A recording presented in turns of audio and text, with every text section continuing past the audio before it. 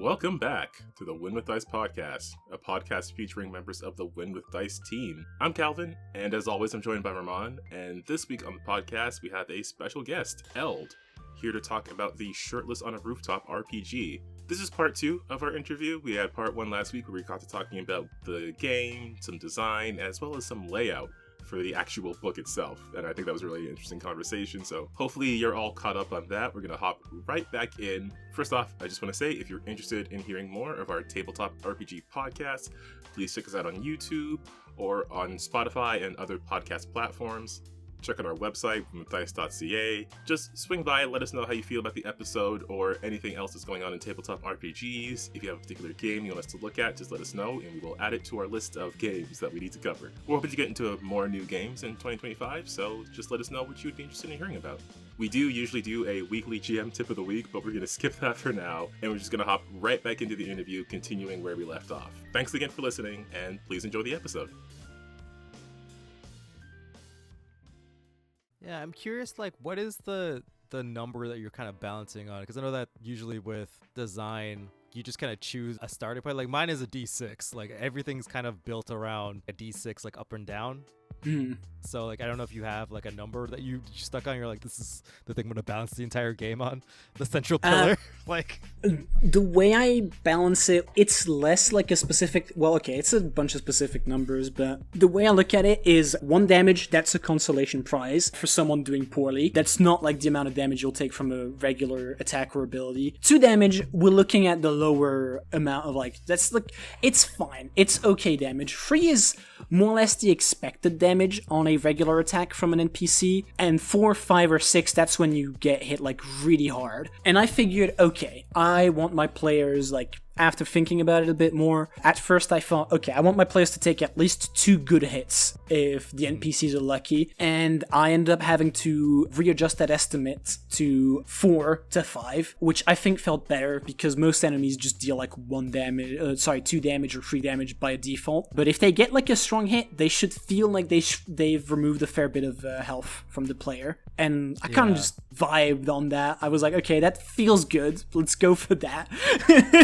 yeah, I think that's about right. Like, most games, usually, if they're tuned in with the numbers, they'll do about, like, 4 or 5 hits to down, like, a player character is about right, I think, in terms of balancing those kind of damage numbers, for sure. I've balanced the player damage on the NPCs also, which is, like, I got, like, a few different types, but I knew for sure that I wanted, like, okay, so if you look at, like, the mooks at the end of the, like, quick start, I have, like, a puncher. That one has 4 harm. If you consider that a regular hit deals 3 damage, you're just shy of actually taking it out, right? Because it would need 1 more damage, and that's kind of like intentional, because that means that if you attack someone with 4 health and you get a good hit, to take them out, what you need to do is actually make them like go like collide with like an object or like go down a flight of stairs. That's kind of how I think about it, right?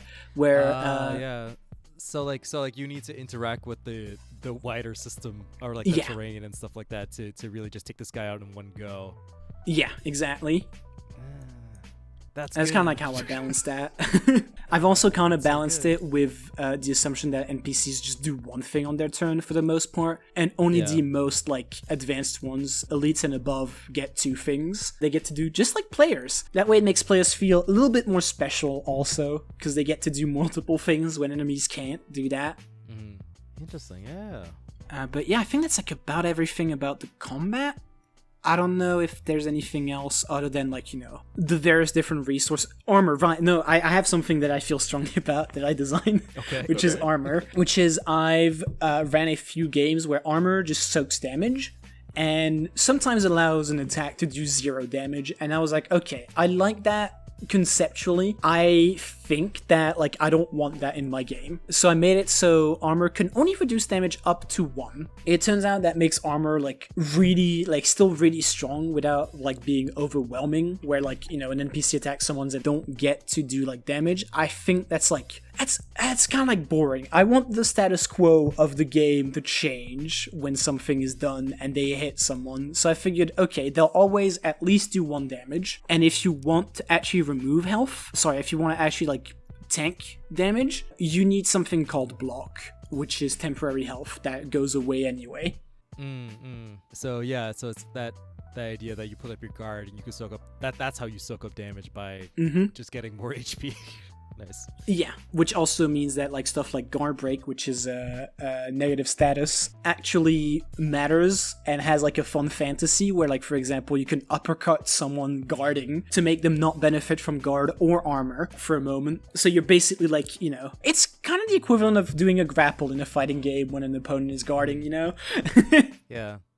Yeah, where no matter how defensive you are, you can't block a grab. Yeah, there's always a way to just go through like armor if you have the tools for it. And here I've put it on the Investigator, the Greasy PI, pre-made in my quick start. But I think that covers about everything like about combat that, you know, is not getting into the weeds of it, like into the very specific bits. Yeah, is there anything else that you've designed that you feel very strongly of, or at least that SOAR provides that other games don't, or like something that people could be looking for that you haven't covered already? I've not mentioned the quirks yet, I think, which is something I'm happy about. I had to change them a fair bit. I forgot how they used to work.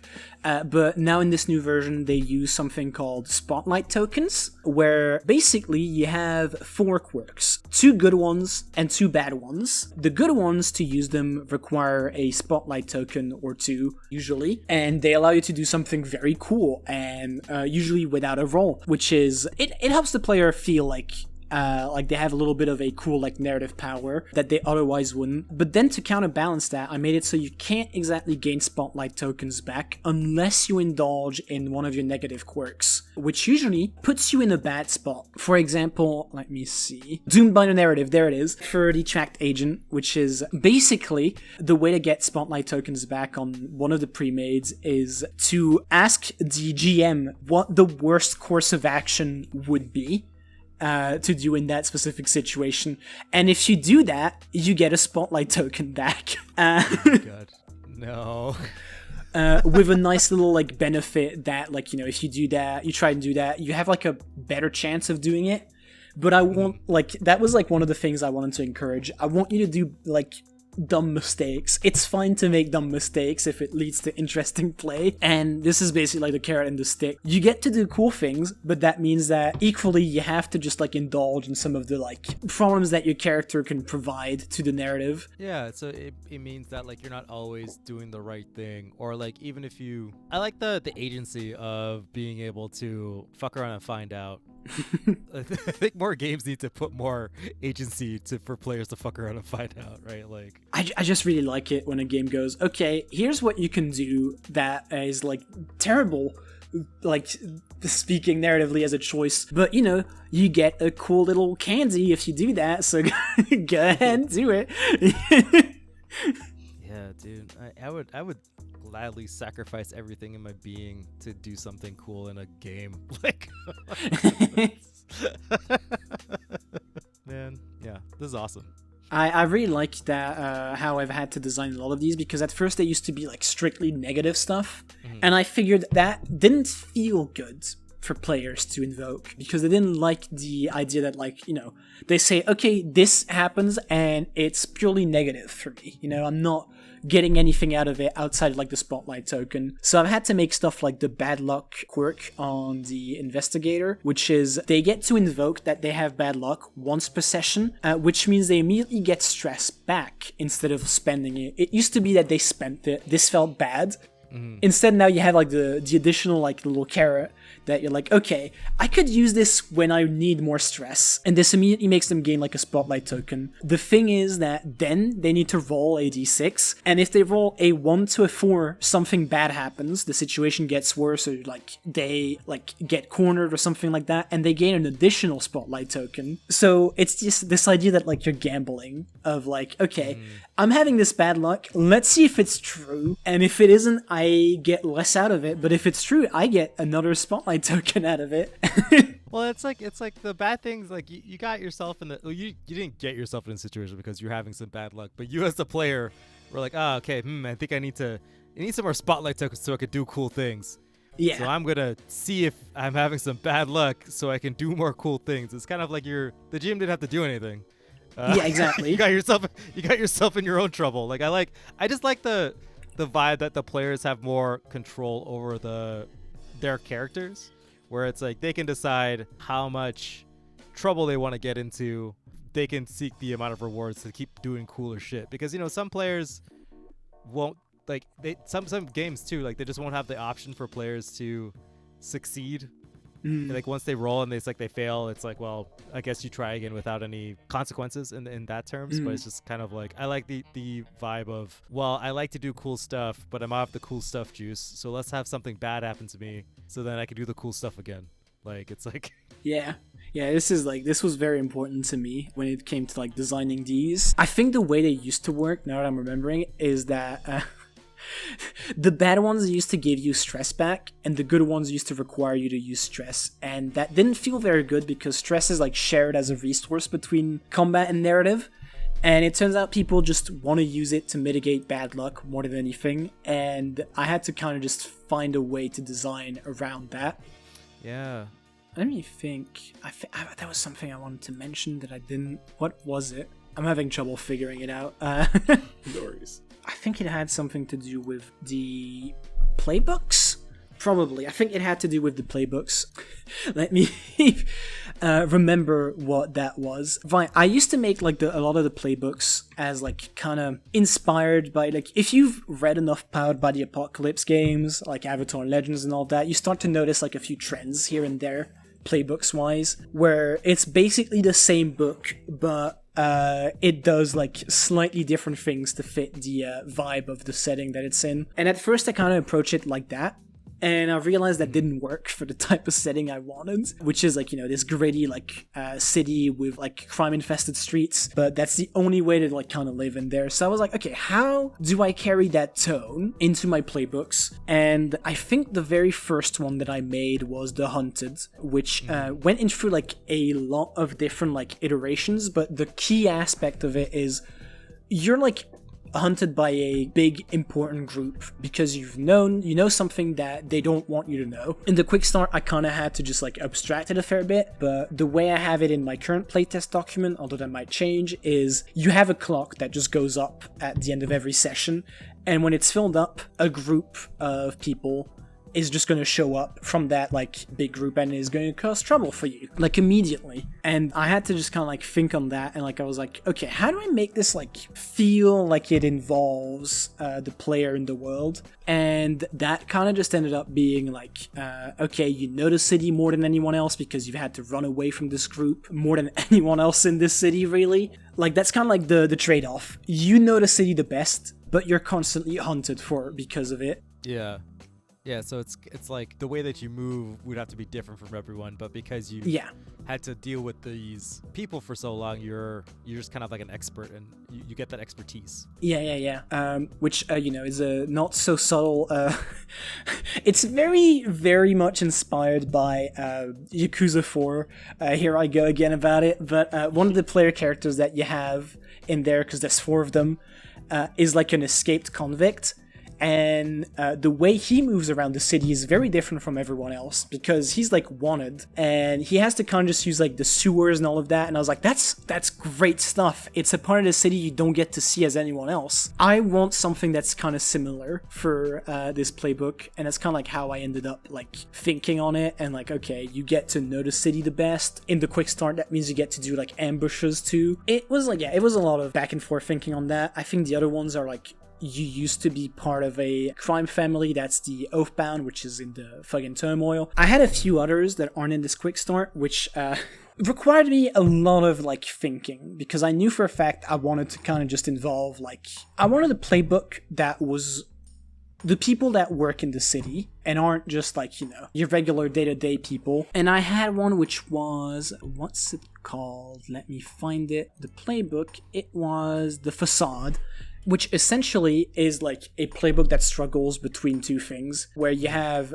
your actual face and your veil. Your face being who you are, and the veil being the persona you have to put on for everyone else at work. So this could be like, I've kind of made it so that it could be anything from like a streamer to actually like a waiter, which I have very personal experience with, so I just know how much I have to put on a face when I'm working on that type of job. And I figured, like I want that to have a very specific conflict, which is taking care of yourself or being popular. That was like something that I wanted to bake into like the turmoil, meaning that like the more popular you got, the less you treated yourself well.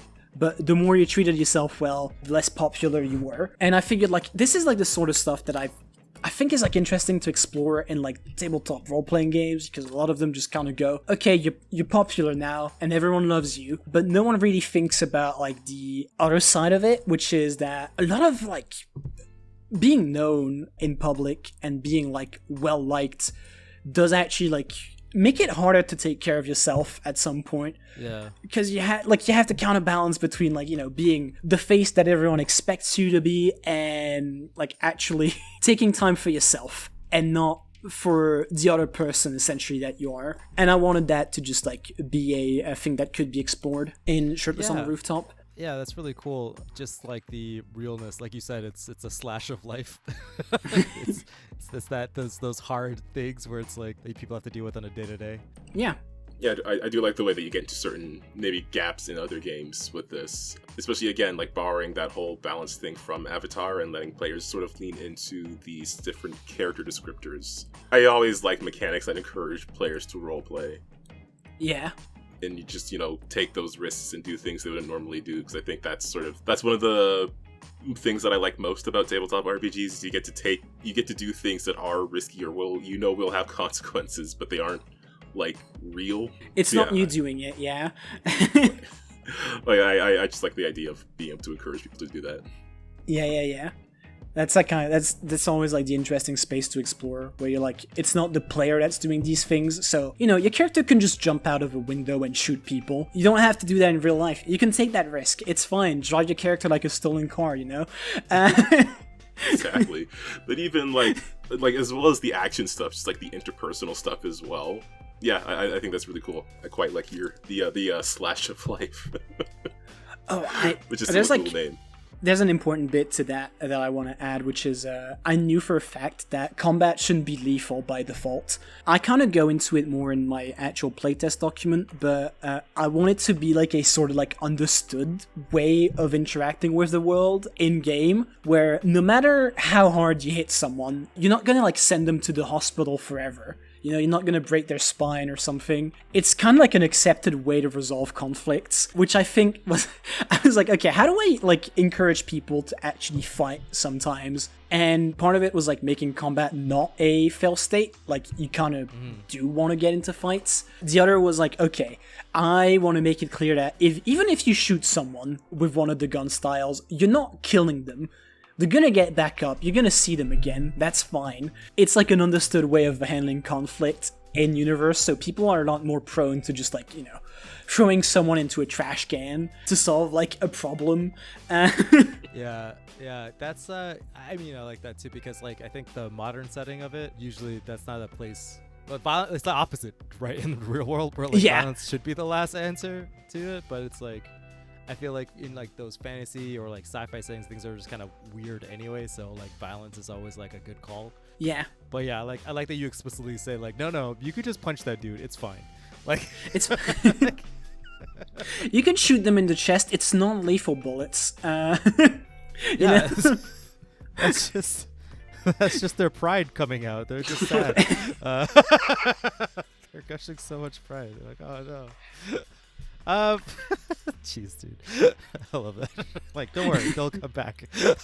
I knew I had to just kind of like explicitly say that, because a lot of like modern setting games kind of end up having a lot more of that, like, for example in Cyberpunk Red, which is another system I have a lot of experience with, you when you shoot someone and they bleed out on the floor, they're dead, like that's a thing that you're expected to do. Yeah. But I've always found that kind of just ends up, like, it encourages a very specific mindset, which is, oh, well, anyone can die, whatever, when death is part of, like, your day-to-day life, you start, like, not caring about it. Whereas in my game, I've tried to make it so that if someone dies, right, from a fight, that's real. Like someone dying in a fight, that's like an actual event that everyone's gonna like look shocked about. You don't just shoot the random mook in the head, you know? Yeah. Those deaths are reserved for like beating up the final boss, and then like you guys fall out of a window, and then you hold on for dear life, and then he just lets go. Yeah. Fucking Geese Howard, man, that guy. I had to cut it from the quick start, but like there's like a little tag for attacks in the full game, which is called lethal, which means that if you take someone below 1 health with it, they're dead. So you kind of have this like moment of like, okay, do I really want to use that specific ability? And sometimes you don't. Yeah, I guess you're right. Like you could always use it at the beginning of a fight because the likelihood of them being totally annihilated is low. It's lower, right? Mm-hmm. But yeah. But then it's like you got to hold back your cool, super awesome killing technique because you don't actually want to murderize this person. Yeah. Yeah. Which I think I've made it so that every single stance and like style has an actual way to do like to take care of someone without like lethal damage. I've had someone bring it up to me very often, which is always very funny to me. I have two like multiple gun styles actually in the full game, but one of them is called the Hitman style, which is specifically for like actual hired killers, like people who kill someone, and a lot of their abilities have like the lethal tag, so they actually do end up like killing if they use them on someone that's low. But then that player mentioned, hey, you know that you have a style that's called the Mad style, which uses 2 guns and has basically no attack that's lethal. I was like, yeah, that's on purpose. The person that looks unhinged while using 2 guns is not the one that actually kills you. You need to be careful about the person with a silenced pistol, actually. Yeah, like one guy's just shooting guns, the other guy's like at work. Yeah. Exactly, that's exactly fun here. Yeah, it's not, like, this is serious. He's got to go home and make dinner. It's like, fuck, I can't be here all day. Like, they have clocked in. Yeah, it's not the weekend, dude. Like, but yeah, I think that's like about everything that I've wanted to cover, more or less. So if you want to talk design, I'm all here for it. Yeah, well, we went over quite a bit of design, I think. I got the vibe which you're going for. I like the duality. I like the idea that you can choose to be lethal or not lethal, and like that's a thing that people have to rack with, whether or not they're gonna kill a dude or not, and end this man's whole life right now with this move. Yeah, actually, I did kind of want to press on the lethal thing a bit, because I'm wondering, like, is there a mechanical or a narrative like consequence to using lethal actions? Yeah. At the start, like before, it used to not have it, and I was kind of like, the GM figures it out, and I've realized that's bad. I don't like that in other games. Why would I like it in my own game? So I put in, I think it's somewhere where if you actually do use a lethal ability on someone, there's like a few suggested consequences. I forgot where exactly I put it. That's gonna have to be something I make more explicit when I go over it again. But one of the consequences is literally everyone that your group knows lose a segment on their relationship clock. Like as an example, because no one wants to, like, if someone gets killed, you better have like a good excuse. If you don't, everyone's gonna kind of just hate you because they know you're capable of doing that. Yeah, that makes sense. That does make sense. I like that consequence a lot. I like that there's like baked in rules for like, not like the GM to just kind of riff off of too, right? Like, but it's just like the mechanics, it loops back into the mechanics of like each like person / faction that's important, right? They're like, I don't like that. You're less cool to me now. Like, yeah. Oh, right. So, a little thing that I forgot to mention. The lethal tag only kills people if they are named, which is something I had to add in afterwards because it turned out that killing random mook number 5 felt a bit off to people. So now, like, if someone's named, as in they have like an actual name, if you use a lethal ability on them and they're reduced to 0 health, that does kill them. yeah, but what if he's a bastard? I gotta get him. This is it. I'm tired of this shit. Well, see, yeah, like exactly. Like if they're a bastard, like the combat is already like kind of an expected way of resolving things in universe. Like you're gonna punch someone and you're gonna talk feelings. Yeah. Lethally taking someone out means you don't get to talk feelings and make them change. It means you've decided, okay, well, don't want to interact with this person anymore, and you kind of have to wrestle with the consequences of that specifically, whether that's justified or not, to be clear. Yeah, I actually think that's a good add, and like actually kind of goes towards our tip. I think that more tables should. I mean, I think we do it, but I think more tables should take that more seriously. Like when you end someone's life that's important to the world should react to you making that choice, right? Like yeah, it's like you've done something that you can't undo, and now we have to the world state has kind of changed a little bit. So yeah, I think that's kind of like a part of why a lot of games end up with like GMs asking for advice on what do I do when my players start killing everyone they meet? Like, what's the deal with that? And it's like, okay, well, have you thought about like making it an actual consequence when they do that? You know? Yeah, that's I mean, that's how it works in the real world. That's why people don't just do that so often. Like, it's a big deal when someone does that because there's consequences. Everyone's like, you shouldn't have done that, man. Like, no matter how much someone's a bastard. But like, okay, so I like that a lot, and yeah, I think that's one of the golden takeaways, because like even like in Fantasyland, if you go out there and like kill like an apex predator like a dragon, all of a sudden, the fuck? What do you mean that whoever's in the area all of a sudden stop being lunch, right? Like, yeah. That's a big deal. That's like a big deal. Like, and like that dude's home was like cleared out, and so someone should just move back in, because like that's how the world typically works, right? Like, I think that like the continuity of the player's action should be more utilized in games. Yeah, I knew that was something I wanted to explore. My game is all about, like, I was thinking about how do we think about violence, you know, in like tabletop role-playing games.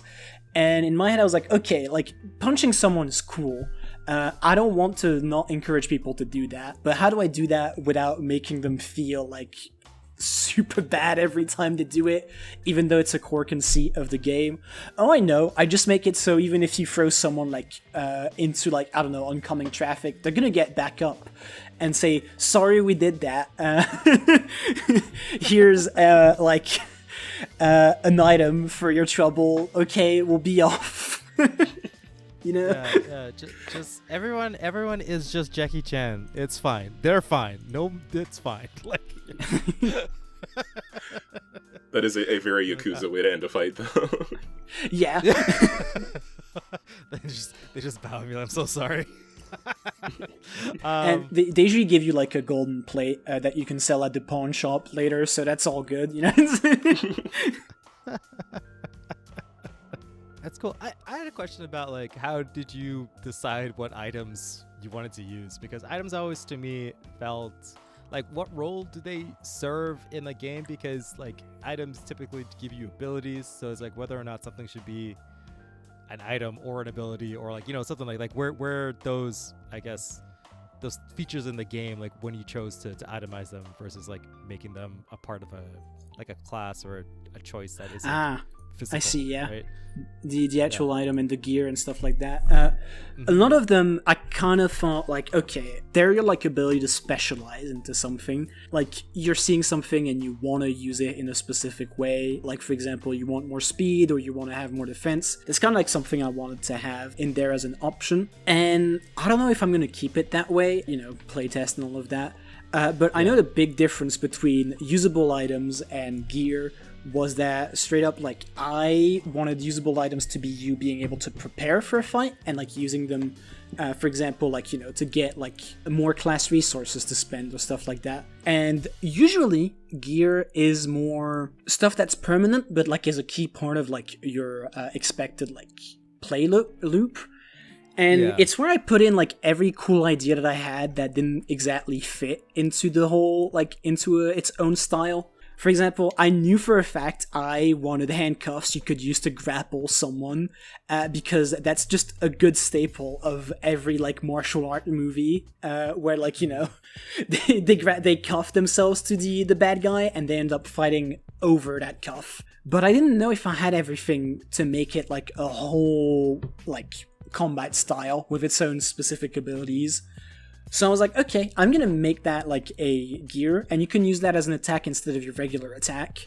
You can like handcuff somebody, and then it's like, now we're in it together, folks. Like, now you move with them. Yeah, I ran a playtest that was so cool, where I tested one of my bosses, which is like a slasher villain essentially, and one of the players took those handcuffs and decided to cuff the slasher villain. It turns out that was a bad idea, because the slasher villain then proceeded to drag them with them into a corner and repeatedly stab them in the back. That's so good. Nice. I love that for that player. Immediate consequences. You're like clipping out like, I got you now. It's like, okay, cool. Nice. Okay, I'm dragging you through a window and I'm gonna stab you in the back. Funny enough, they didn't use that handcuff move when the serial killer pulled out like a chainsaw. I don't know why. That's like the opposite of a slasher. I just love they're like, I can do it. Don't worry, gang. I got this. It's just like, I can split off from the group, don't worry. Yeah. Notoriously, slasher villains are weak when you're alone, you know? Yeah, I know, right? Like, that's so... Anyway, I'm gonna go investigate that noise over there. Yeah, that would also be a fun game, where the whole game would be just like, if once you're together, the slasher can't attack you, but as soon as you're apart, like the slasher just shows up. And things get a lot harder when you're alone.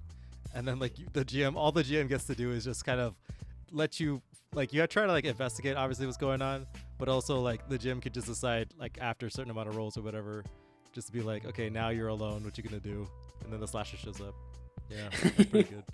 Put that one in the bank too. Like, put that one in the bank, yeah. A lot of free games ideas that are going on here. I know. Ideas are only good as how you execute them anyway, so I can have a million ideas. That is true. And then nothing ever comes out of it. But that's just them's the breaks. But yeah, this is super cool, man. Like, I think this is the hypest shit I've seen all year. Like, well, thank you. It's only been 3 months, so you know, I hope you get to see some hyper shit. You're right. You know, I appreciate that. I appreciate you looking out for me, being like, listen, there's a lot of year to go on, so you know, yeah. Don't count all your chickens yet. You know what I mean? Like, hope you get to find something even better. Yeah. Because I don't think we got really into the specifics of running the game as well. Oh god, I completely forgot about that. I mean, like, most of it is relatively similar for, like, on how you run, like, other games. I think the biggest difference here is that I asked the GM to kind of, like, embody the city rather than being a game master. Whereas in, like, you know, you're not a arbiter as much as you're, like, the city itself. You have to describe everything from like the perspective of the people living in there. Mm-hmm. And you have to put in like work to make sure that the city feels like its own character with like its own history and all of that. And so I've kind of like tried to give like a few key pieces of advice for like good city practices. Also, I just really like the idea of naming the GM the city, you know? Mm-hmm. Asking the city if it's possible sounds dope. Yeah. That's really good. It's a good perspective to have, because like I know that there's different names for the, like, I always count it as like the fifth player at the table, or is it because it's always just like a party of 4 and then there's the fifth player. The fifth player gets a special name. I always like when the GM gets their own thing that's specific to the game system that you're running. I think it helps inform like how you're supposed to look at it, right? Because Game Master is useful. It doesn't tell me anything about how you want the game to be run. Master of Ceremonies, which is the term used in like Apocalypse World 2, and the first one I believe as well, just immediately tells me so much more about how you're expected to run the game, you know? There's another one that's very fun that I've, from a game I've played recently. Did you know that the Alien tabletop role-playing games calls its GM the GM, but it stands for Game Mother? Oh, like the Alien. And I think that's like amazing. That's funny. It's such a funny way to just like inverse that. Yeah, no, like I think it's important for like, obviously I still call the GM in the book here and there, because it's kind of like the way people are familiar with it. It's like kind of the term.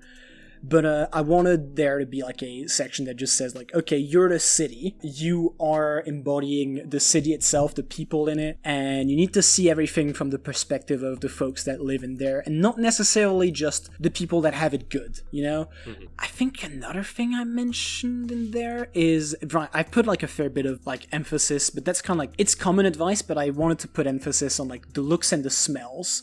The looks are reserved for like the actual like city itself. So you have like a fun few like descriptions about how things look. That's kind of like the standard.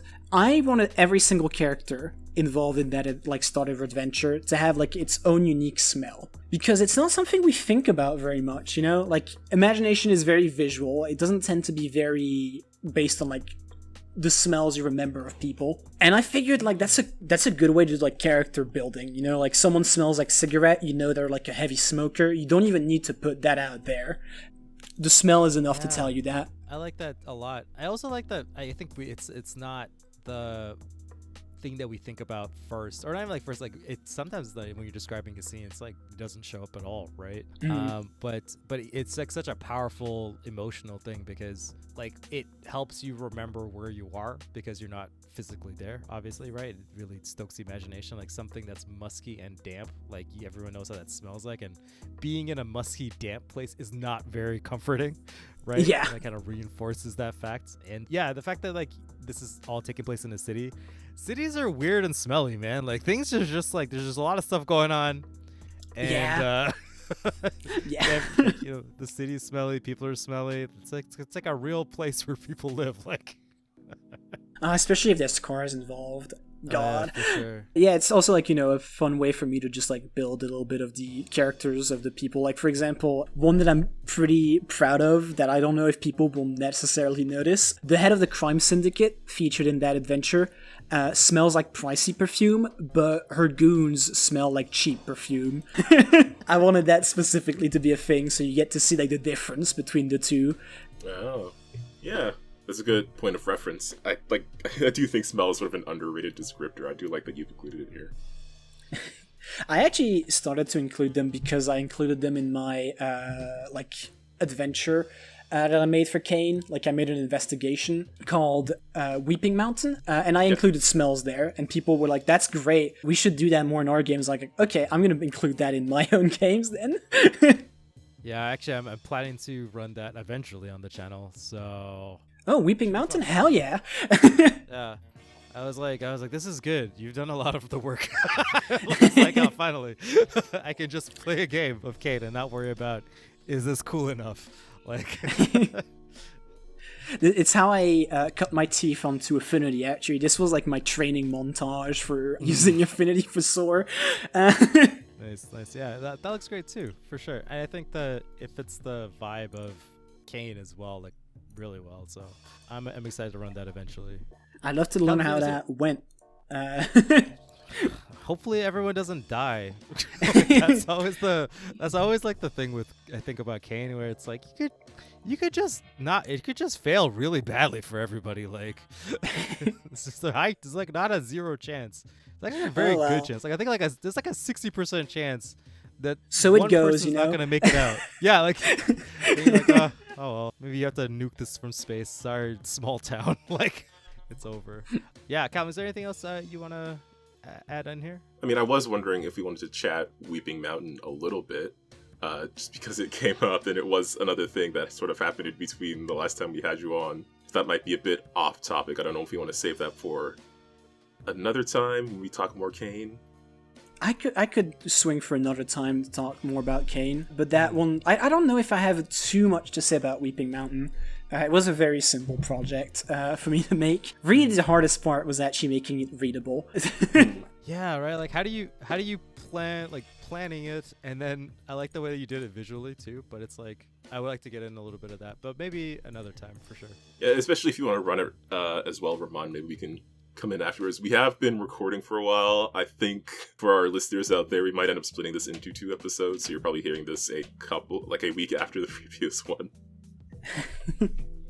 I did have like something I wanted to bring up, because you mentioned like making a tabletop role-playing game based around like fighting games. You should check out the work of Joel. I don't know if you've ever had him on your podcast, specifically because they've made Heaven Hell, which is, I've played it a bunch. It's a fun little like attempt at making like a fighting game that's kind of like very much inspired by like Guilty Gear and whatnot. And in general, I'm like a very big fan of like anything that Joel makes. I thought Dawn was an incredible game that inspired me a lot for Shirtless on a Rooftop. Oh yeah. Dawn definitely got me starting to write ideas down and being like, I think I can make something out of this.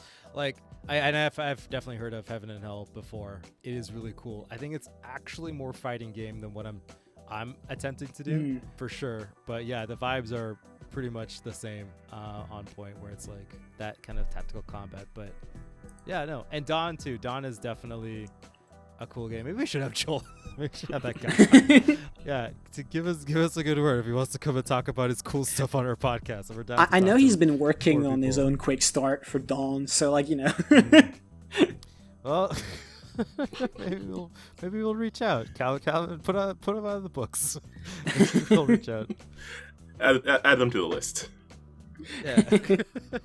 But yeah, no, I figured like that was like the one inspiration that I hadn't really mentioned, even though it was like kind of like a parallel inspiration, because I was like already working on SOAR the moment I got into Dawn. But it was good food for thought, especially because it uses like a grid system and it's very like specific about how you should play it as well. It's a bit more loose, but it has a specific goal, and I felt the kinship.